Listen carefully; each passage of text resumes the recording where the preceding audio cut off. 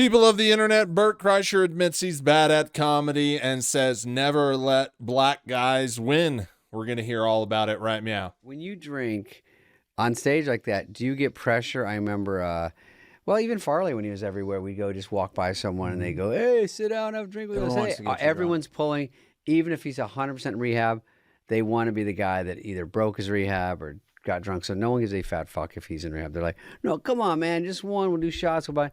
And he was such a people pleaser, he would do them. So you must get people, A, want to drink with you when you're just out, and B, on stage. Do they send you drinks, or do you have to drink on stage every time? Well, I won't drink anything that's sent to me now. I mean, oh right, it is weird. Yeah, but I always have a drink with me on stage. Like usually, I bring a coffee and a Poro Sauce and soda on stage, but I won't touch the cocktail until I start the machine store at the end of the show. Oh, okay. And so, because I'm working on something, it's like it's it like is hard to. You have to have a sharp, clear head. When I did clubs, they would send drinks nonstop. Yeah. And my thing when I was doing clubs, I never felt like I had job security. You know, I never really sold tickets until like later. And so back in the day, if they sent drinks, I knew that would get them drinking. And I knew David Tell one time told me, he goes, where were you? And I said, Laugh Stop in Houston. And he goes, how were the bar sales? And I went, yeah, that's the part you don't think about. Because they look at that. yeah. And he goes, I don't know. And he goes, let me tell you something about Houston. That guy doesn't know comedy. But what he does do is he checks the bar tabs every night. And books if your bar sales are bigger than the next guy's, you're definitely coming back. Yeah, that's smart. So man. I would bring 6-pack of Heinekens on stage. When I did clubs, I'd bring a 6-pack and I'd drink and I'd do shots and then this was the key. This was like job security 101. I was in Chicago and I was in Tony Baldino club at Schaumburg, and I said, you know, how much do you make money if I bring people at the bar after and stick around and drink? And he goes, oh yeah. So I started telling people, hey, after the show, don't leave. We're gonna drink at the bar. I'll do a meet and greet, but we can hang out, we can take pictures. Very smart. And then I would say, and then I started coming up with gambling games where I go, all right, game of chance. We got a ball. First person to put it into the trash can from across the room, it's a $20 buy-in, $1 rebuys, let's go. And like 100 guys would stay. The pot would be $2,000. In the bar? In the bar. Okay, after the show. And we'd stay until 4 in the morning. And the second I did that, it was like comedy clubs were dying to have me. And then. Isn't that crazy? That's just quintessential rogansphere right there. Don't make the comedy funny. Because Bert wasn't good at comedy, right? And he found a workaround. Instead of working on comedy and getting better, he found a workaround, an easy workaround, an easy way out to sell out his shows. It's just confirmation that Bert didn't get popular for his comedy. He got popular for partying. And Bert's life basically has been all about partying. Whenever he needs to get something done, he reverts back to the bottle and the frat house ways, and that's how he gets through everything. He creates a party, and look, people want to cut loose. People want to forget. So I mean, there's a whole industry based on getting people drunk and partying all over the world in every single city, bars, clubs, everything. And Bert just tapped into that. And like he said, once he could make the bar a lot of money, clubs wanted him. It wasn't for his comedy. It was for that bar money. And, you know, we're just seeing that con man ways. Don't do the thing well. Don't do the hard work. Take the time to get good at it. Find an easy workaround. And I did. I mean, this was all like, I got to be honest, like it was a workaround because I was so insecure that I wasn't as good as like a Bill Burr or a David Tell or a David Spade or a Dana Carvey. I was always like, because I took my shirt off, I'm a party guy. I would do this thing called the waitstaff raffle. I mean, clubs loved me. I would say at the end of the show, I'd say, hey, I'm going to pass around a hat. Whatever change you have, throw it in, $1, $20, whatever. And then we're going to pick one name out of the waitstaff and we're going to give that person the money. It's going to change their lives. The first person we did it to, the girl, because it was in Jersey, because I got like $100 bonus, and I was like, I could give it $10 to everyone, or just give 100 to one. So I put 100 in.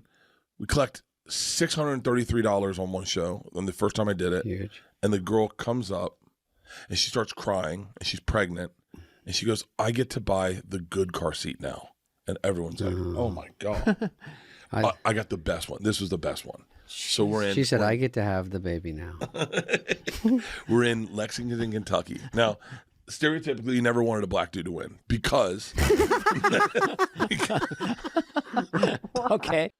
Do you see? They say they're not racist, but now he's rigging these games around stereotypes. Like, what does that mean? You never want a black guy? Oh, you're thinking of all the stereotypes, all the racist remarks, and you're making your judgments on that. You know, it's just kind of crazy, right? You know, like most people, let's look at it like a little, like one of those little tickers where the sentences run by. You know, in your head, you have this filter, and right before you say something, you kind of run it through that.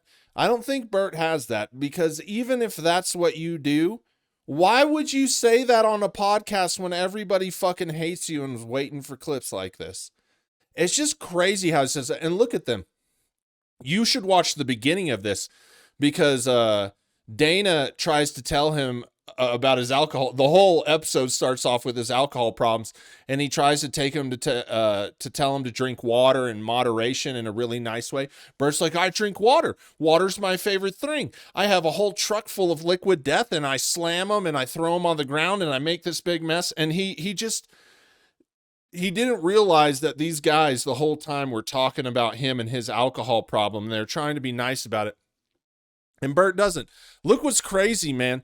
Bert's been on Ozempic, and he looks like he got fatter and redder there. Look how red his neck is. There's got to be something seriously wrong with this man.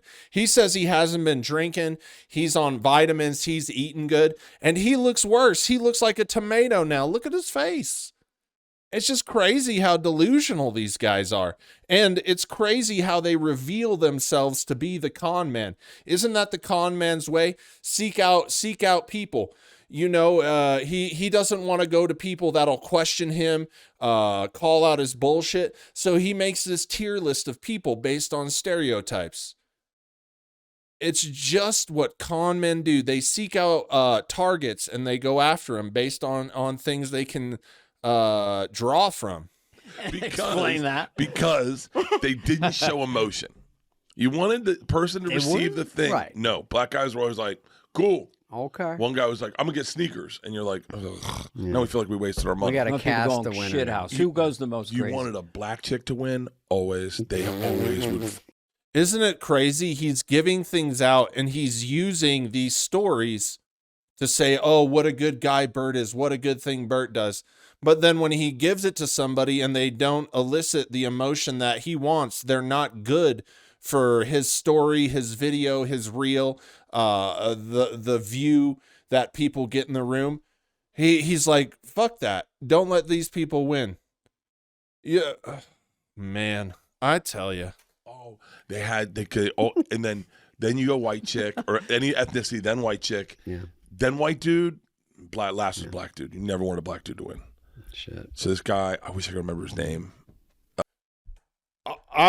Have you guys heard that interview? I don't know if you have, unless you live in Europe, but there's a famous interview guy, and he interviewed I can't remember his name, but he interviewed one of the Smartless guys on his show the other day, and he said there was this comedian that came in, and within 10 minutes we knew he was an asshole, and we ended the podcast. That would fit in the timeline for Bert's little podcast tour for the show. And Netflix would have an in with Smartless. And a lot of times, some of these podcasts, they'll have special deals or special agreements with these big movie companies. And whenever a show has whether they want them or not, they'll have them on to do favors for Netflix, or maybe they get a paycheck or a sponsorship from Netflix, or maybe they get some kind of something from Netflix, and they'll have on, you'll see it with like Joe Rogan, the Ben Affleck and Matt Damon. That's one of those, Billy Bob Thornton. You'll see people when they're releasing stuff, and they probably had Bert on, and I could see, because people have been thinking about it, and they said the guy that, they wouldn't say who it is, but they said the guy they kicked off is a really famous comedian, and you would never think it. Well, obviously you don't know Bert, but I think it's Bert. I'm still looking into it. I'm not going to guess. He went. Guess. I think I know. Lavernius or something. Yep. I pull his name. Kevin, I think. I don't think his name is Kevin. I pull his name, and he comes up, and he's like this. He's like, cool. Okay. And it was like $700.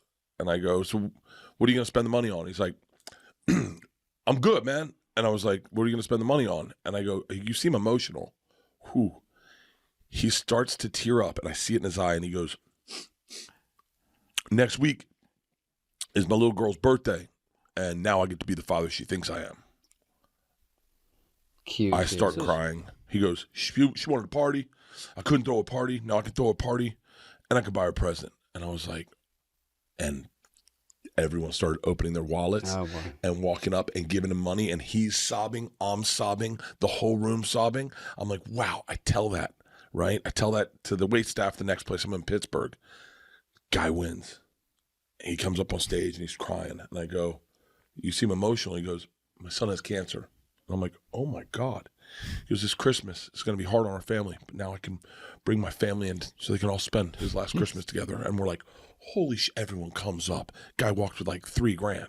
I get done the show, he comes in the green room, he goes, and the Oscar goes to, I go, oh my God. What a dick. And then I stopped doing it. I was like, yeah, because people knew. People knew why with Bert. Bert, it was all performative. It was all to make him look good. And it's just crazy.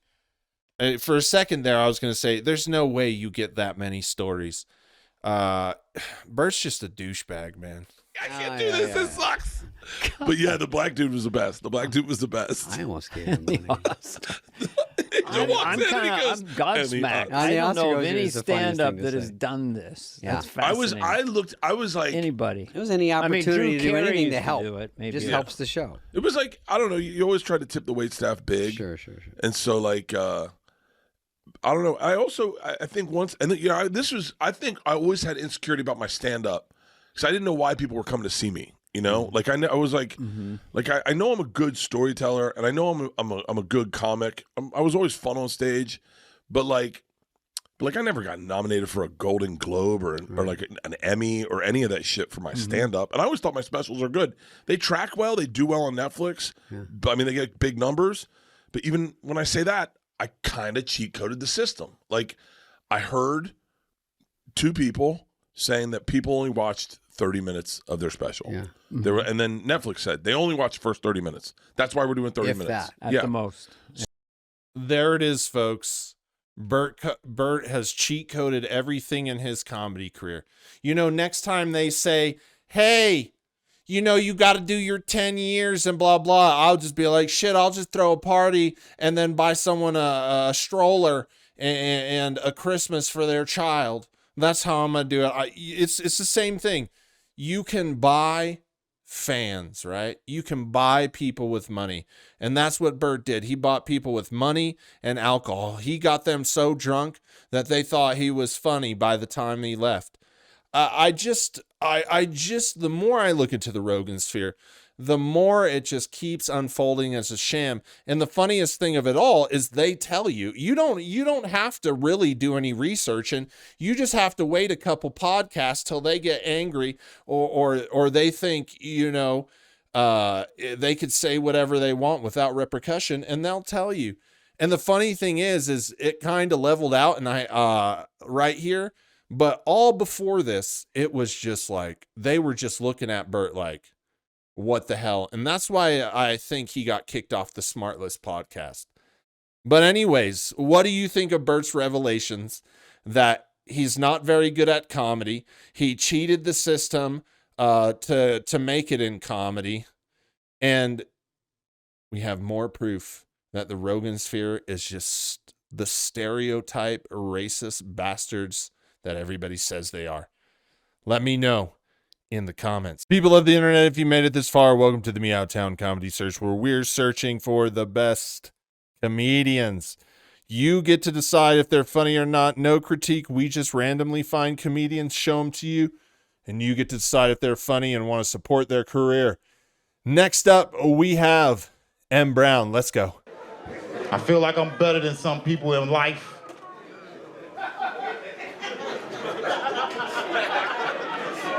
Walmart greeters. Let's start with them. I feel like I'm better than Walmart greeters. And you ain't never looked at nobody at Walmart and said, I want to be like them. Self-checkout and pay for everything, thinking it's finna be somebody at the door. And then you get there, it ain't nobody at the door. I could have stole half this shit. One day I stood there for 15 minutes waiting, like somebody gonna highlight my receipt. Somebody, that's all they do, they stand there and look at your receipt. What the fuck that highlighter mean?